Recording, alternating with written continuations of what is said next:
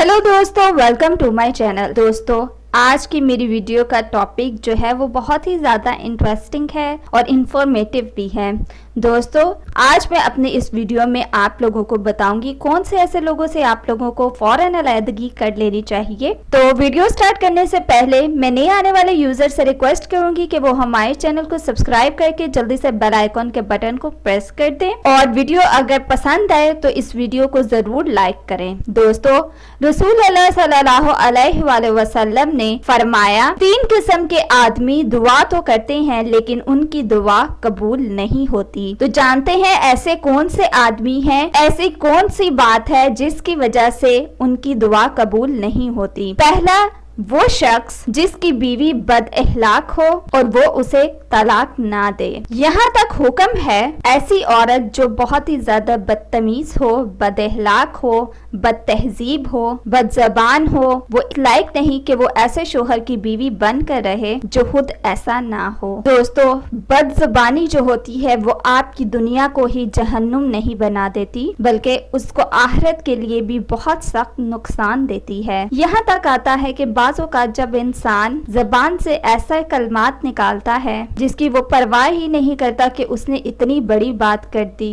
और उसे अपनी इस की हुई बात पर बिल्कुल भी अफसोस नहीं, तो दोस्तों उसकी वजह से वो जहन्नम की ऐथा गहराइयों में जा गिरता है। इसलिए इंसानों को चाहिए कि वो सोच समझकर बात करें। दोस्तों, और फिर इसी तरह ये भी है कि बद्दुआएं नहीं देनी चाहिए, ना अपने आप को, ना शोहर को, ना बच्चों को, ना ही किसी और को, क्योंकि अगर कोई दूसरा बद्दुआ का मुस्तहिक ना हो तो दुआ वापस पलट जाएगी, यानी कि जिसने दी है बद्दुआ उसी को आकर लग जाएगी। रसूल अल्लाह सल्लल्लाहु अलैहि वसल्लम ने फरमाया, बद्दुआ ना दिया करो, ना अपने ऊपर, ना अपनी औलाद पर, ना अपने हावन पर और ना ही हादमों पर। कहीं ऐसा ना हो कि वो कबूलियत की घड़ी हो जिसमें अल्लाह ताला से मांगा जाए और आपकी वो दुआ फौरन कबूल हो जाए और फिर इंसान बाद में खुद ही पछताता रहे।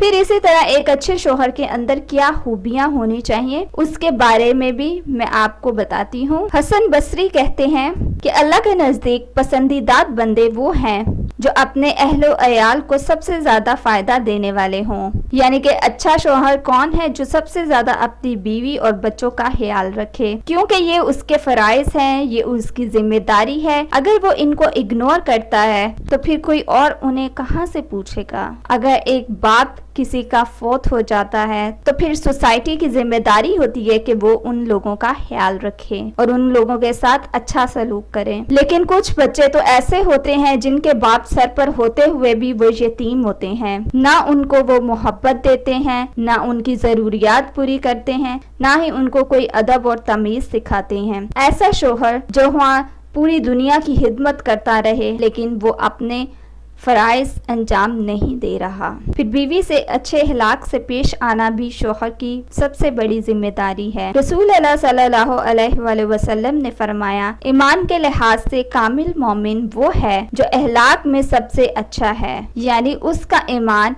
कंप्लीट है, मुकम्मल है, जिसका अखलाक सबसे ज्यादा अच्छा है। और तुम में से बेहतर शख्स वो है जो अपनी बीवियों के लिए बेहतर हो। रसूल अल्लाह सल्लल्लाहु अलैहि वसल्लम ने कभी खुद भी किसी हादिम को नहीं मारा था, किसी औरत को कभी नहीं मारा। फिर इसी तरह आपने औरों को भी मारने से भी मना किया है। अबू हुरैरा कहते हैं कि नबी करीम सल्लल्लाहु अलैहि वसल्लम ने फरमाया, जो शख्स अल्लाह और आखिरत पर ईमान रखते हैं उसे अगर कोई मामला पेश हो जाए तो वो भलाई की बात करे या फिर वो खामोश हो जाए। यानी कि अगर कोई भी मसला उसको पेश आता है तो वो अच्छी बात करे, अगर वो अच्छी बात नहीं करता तो फिर चुप ही रहे। लोगों, मैं तुम्हें औरतों के बारे में भलाई की नसीहत करता हूँ क्योंकि वो पसली से पैदा की गई हैं और पसली में भी सबसे ज्यादा टेढ़ा हिस्सा उसके ऊपर का होता है। अगर तुम उसे सीधा करना चाहोगे तो तुम उसे तोड़ डालोगे और अगर तुम उसको छोड़ दोगे तो वो टेढ़ी ही रहेगी। इसलिए मैं तुम्हें औरतों के बारे में अच्छे सलूक की नसीहत करता हूँ। इसका मतलब ये है कि मर्द हजरात को सख्ती से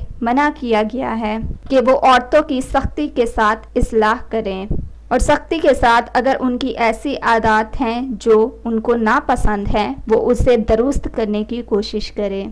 جیسی وہ ہیں اسی بنیاد پہ انہیں قبول کریں۔ سو دوستو یہ تھی آج کی میری ویڈیو۔ سو مزید ویڈیوز کے لیے ہمارے چینل کو سبسکرائب کر کے جلدی سے بیل آئیکن کے بٹن کو پریس کر دیں۔